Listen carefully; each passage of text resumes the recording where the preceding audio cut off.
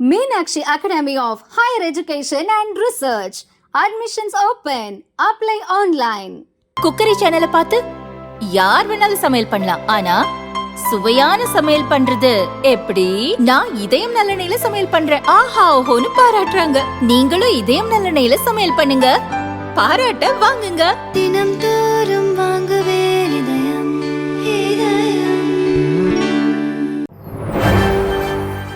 வணக்கம். செய்திச் சுருக்கம். கருணாநிதி நூற்றாண்டு நினைவு நாணயம் வெளியிட்டார் ராஜ்நாத் சிங். மோடிக்கு ஸ்டாலின் நன்றி. முன்னாள் முதல்வர் கருணாநிதி நூற்றாண்டு நினைவு நாணயம் வெளியீட்டு விழா சென்னை கலைவாணர் அரங்கத்தில் நடைபெற்றது. ராணுவ அமைச்சர் ராஜ்நாத் சிங் கருணாநிதியின் நூற்றாண்டு நினைவு 100 ரூபாய் நாணயத்தை வெளியிட்டார். தமிழில் வணக்கம் சொல்லி உரையை தொடங்கினார் ராஜ்நாத் சிங். 1960 முதல் இப்போது வரை திமுக வலுவான கட்சியாக இருப்பதற்கு அடித்தளமிட்டவர் கருணாநிதி. நாட்டின் தலைச்சிறந்த அரசியல் தலைவர்களில் ஒருவராகவும் கலாச்சாரம் சமூக நீதியின் அடையாளமாகவும் கருணாநிதி திகழ்ந்தார். தேசிய அளவில் கூட்டணி ஆட்சியை திறம்பட செயல்படுத்தியவர். நாட்டின் கூட்டாட்சியை பலப்படுத்தும் தலைவராகவும் திகழ்ந்தார்.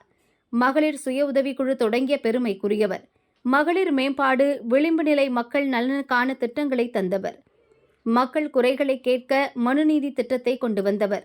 கருணாநிதியின் போராட்டங்கள் தீவிரமானவை, துணிச்சல் மிக்கவை.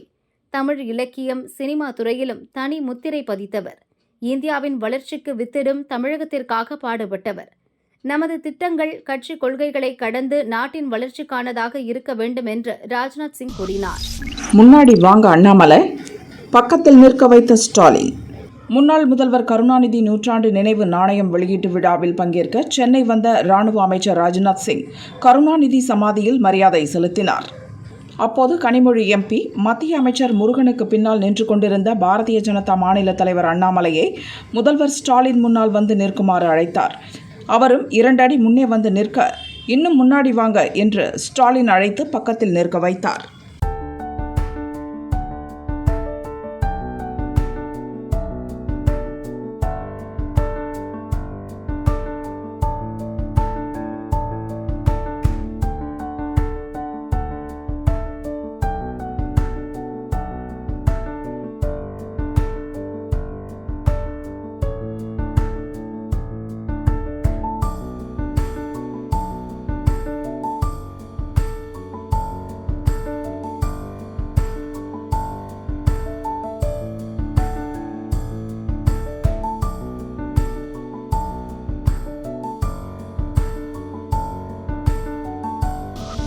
மத்திய அரசு நிதியை மறைப்பது ஏன்?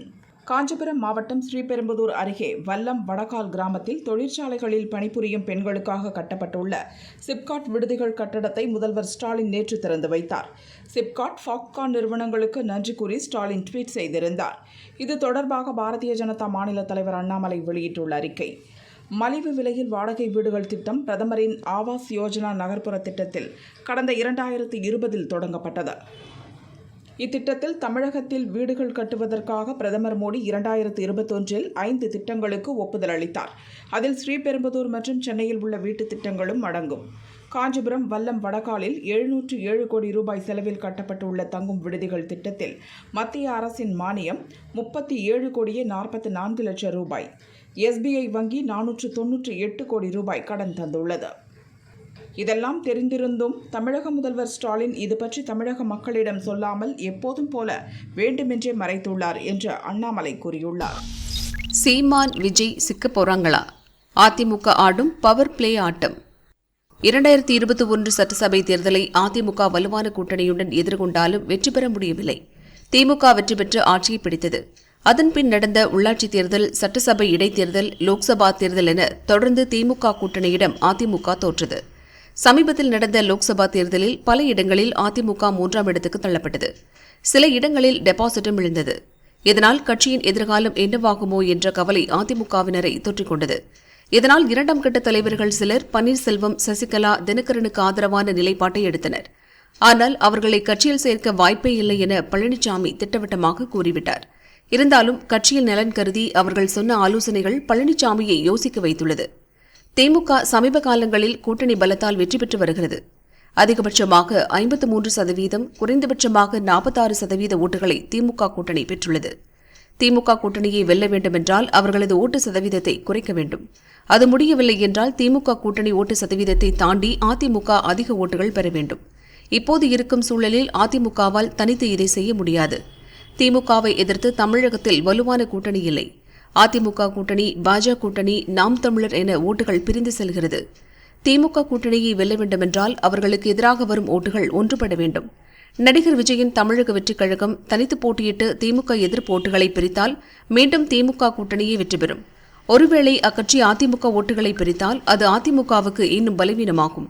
அதனால் எப்படியாவது திமுகவுக்கு எதிராக வலுவான ஒரு கூட்டணியை கட்டமைக்க வேண்டிய நிர்பந்தம் அதிமுகவுக்கு ஏற்பட்டுள்ளது. எனவே அதிமுக கூட்டணியில் நாம் தமிழர், நடிகர் விஜயின் தமிழக வெற்றிக் கழகம், பாமகவை இடம்பெற வைக்க வேண்டும் என அதிமுகவினர் விரும்புகின்றனர். மூத்த தலைவர்கள் சிலர் இதுபற்றி பழனிசாமியிடம் புள்ளி விவரங்களுடன் எடுத்துக் கூறியுள்ளனர். எனக்கு நம்பிக்கை இல்லை, இருந்தாலும் அப்படி ஒரு கூட்டணி அமைக்க முயற்சிக்கலாம், பேசிப் பாருங்கள் என கிரீன் சிக்னல் கொடுத்துள்ளார் பழனிசாமி. இப்போது சீமான் விஜய் தரப்பிடம் பேச்சுவார்த்தை ஆரம்பமாகிவிட்டதாக சொல்லப்படுகிறது.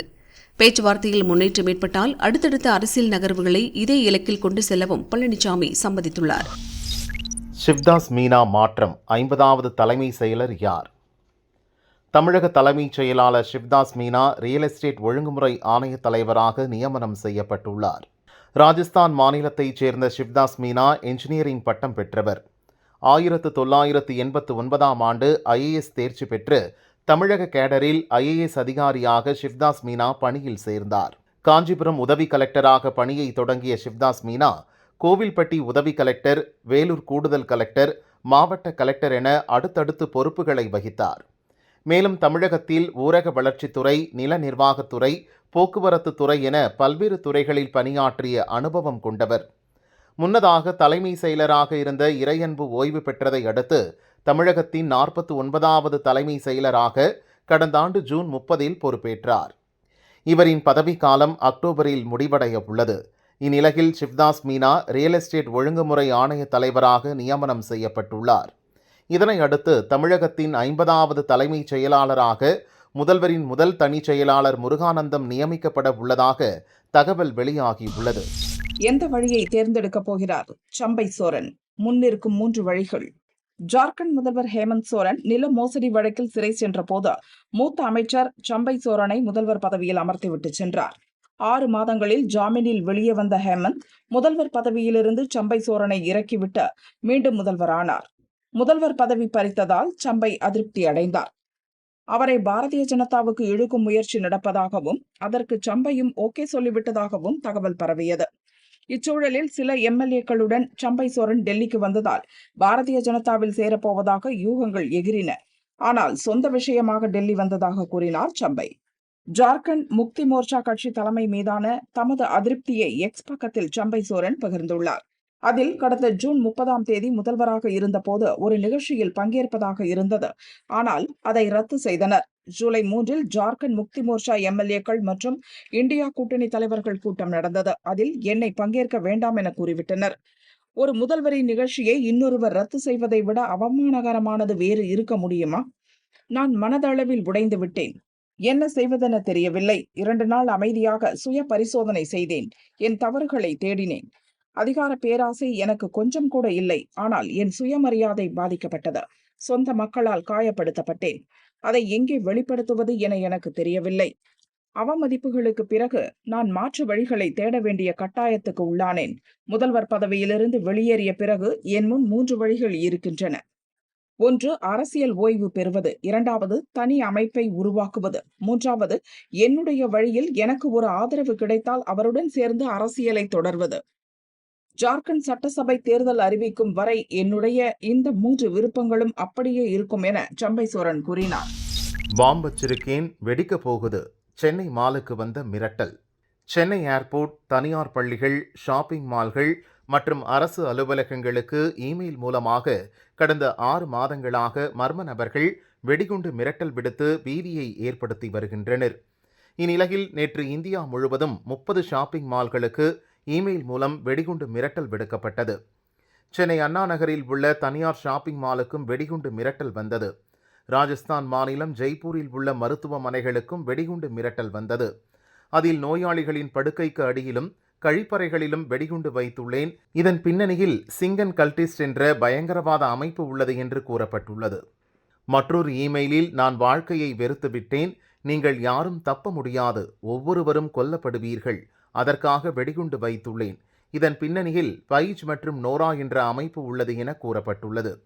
அதேபோல ஹரியானா மாநிலம் குருகிராமில் உள்ள ஆம்பியன்ஸ் என்ற வணிக வளாகத்திற்கு இமெயிலில் வெடிகுண்டு மிரட்டல் விடுக்கப்பட்டுள்ளது. இதையடுத்து நாடு முழுதும் வெடிகுண்டு மிரட்டல் விடுக்கப்பட்ட இடங்களில் மோப்பநாய் உதவியுடன் வெடிகுண்டு செயலிழப்பு நிபுணர்கள் சோதனையில் ஈடுபட்டனர். சென்னையிலும் திருமங்கலம் போலீசார் மற்றும் வெடிகுண்டு செயலிழக்கச் செய்யும் நிபுணர்கள் மோப்பநாய் உதவியுடன் ஷாப்பிங் மாலில் சோதனை நடத்தினர். அப்போது வெடிகுண்டு மிரட்டல் வெறும் புரளி என்பது தெரிய வந்தது. வெடிகுண்டு மிரட்டல் விடுத்து அவ்வப்போது பீதியை ஏற்படுத்தி வரும் சைபர் கிரிமினல்களை பிடிக்க போலீசார் தீவிர நடவடிக்கை எடுத்து வருகின்றனர். யானை வழித்தட விடுதிகளை இடித்து அகற்ற நோட்டீஸ். நீலகிரி மாவட்டம் முதுமலை மசினகுடியை ஒட்டிய சீகூர் யானை வழித்தடத்தை மறித்து தனியார் தங்கும் விடுதிகள் கட்டப்பட்டுள்ளதாக கூறி 2009 வக்கீல் யானை ராஜேந்திரன் என்பவர் ஹைகோர்ட்டில் பொதுநல வழக்கு தொடர்ந்தார். தொடர்ந்து யானை வழித்தடத்தில் கட்டப்பட்டுள்ள விடுதிகளையும் பட்டா நிலங்களையும் காலி செய்யுமாறு 2011 ஹைகோர்ட் உத்தரவிட்டது. இந்த உத்தரவை எதிர்த்து தனியார் தங்கும் விடுதி உரிமையாளர்கள் சுப்ரீம் கோர்ட்டில் மேல்முறையீடு செய்தனர். சுப்ரீம் கோர்ட் உத்தரவை உறுதி செய்தது. சுப்ரீம் கோர்ட் உத்தரவின்படி 2018 யானை வழித்தடத்தில் உள்ள 30க்கும் மேற்பட்ட தனியார் தங்கும் விடுதிகளுக்கு சீல் வைக்கப்பட்டது. வழித்தடத்தை மீட்கும் நடவடிக்கையாக சென்னை ஹைகோர்ட் முன்னாள் நீதிபதி வெங்கட்ராமன் தலைமையில் 3 பேர் கொண்ட கமிட்டி அமைக்கப்பட்டது. அந்த கமிட்டி சீல் வைக்கப்பட்ட தங்கும் விடுதிகளையும் அதன் உரிமையாளர்களையும் பொதுமக்களையும் சந்தித்து விசாரணை நடத்தியது. விசாரணையின் முடிவில் தனியார் தங்கும் விடுதிகள் குடியிருப்புக்கான உரிமத்தை பெற்று கட்டப்பட்டு பின்னர் வணிக ரீதியாக பயன்படுத்தி வருவதாகவும், எனவே அவற்றை இடிக்க வேண்டும் எனவும் தெரிவிக்கப்பட்டது. இதன்படி தற்போது மசினகுடி ஊராட்சிக்கு உட்பட்ட 11 தனியார் தங்கும் விடுதிகள், பொக்காபுரம் பேரூராட்சிக்கு உட்பட்ட 20 தனியார் தங்கும் விடுதிகள் என ஏற்கனவே சீல் வைக்கப்பட்டுள்ள 35 தனியார் தங்கும் விடுதிகளை அவற்றின் உரிமையாளர்கள் 15 நாட்களுக்குள் இடித்து அகற்ற வேண்டும் என நீலகிரி மாவட்ட நிர்வாகம் நோட்டீஸ் அனுப்பியுள்ளது. இன்றும் நாளையும் இடி மின்னலுடன் கனமழை தொடரும். வளிமண்டல சுழற்சி காரணமாக தமிழகத்தில் பல்வேறு மாவட்டங்களில் கடந்த சில நாட்களாக கனமழை பெய்து வருகிறது. இந்நிலையில் தென் மாவட்ட பகுதிகள், குமரிக்கடல் உள்ளிட்ட பகுதிகளின் மேல் நிலவிய வளிமண்டல கீழடுக்கு சுழற்சி மேற்கு நோக்கி நகர்கிறது. இது கேரள பகுதிகள் மற்றும் அரபிக்கடல் பகுதிகளில் காணப்படும் வளிமண்டல சுழற்சியுடன் இணைந்து காணப்படும். அடுத்து வரும் நாட்களில் இது வடக்கு கேரளா உள்ளிட்ட பகுதிகளை நோக்கிச் செல்ல வாய்ப்புள்ளது. அதனால் தமிழகம் மற்றும் புதுச்சேரியில் ஒரு சில இடங்களில் இடி மின்னலுடன் கூடிய மிதமான மழை பெய்ய வாய்ப்புள்ளது. கோவை, நீலகிரியில் ஒரு சில இடங்களில் இன்று கனமழையும், திருப்பூர், தேனி, திண்டுக்கல், தென்காசி, ஈரோடு, தருமபுரி, கிருஷ்ணகிரி, சேலம், நாமக்கல் மாவட்டங்களில் இன்று கனமழையும் பெய்ய வாய்ப்புள்ளது. நாளை கோவை, நீலகிரி மாவட்டங்களில் ஒரு சில இடங்களில் கனமழை பெய்ய வாய்ப்புள்ளது. தமிழகம், புதுச்சேரியில் வரும் 24ஆம் தேதி வரை பரவலாக மிதமான மழை பெய்ய வாய்ப்புள்ளது. சென்னை மற்றும் புறநகர் பகுதிகளில் வானம் மேகமூட்டத்துடன் காணப்படும். சில இடங்களில் இடி மின்னலுடன் மிதமான மழை பெய்ய வாய்ப்புள்ளதாக சென்னை வானிலை ஆய்வு மையம் தெரிவித்துள்ளது.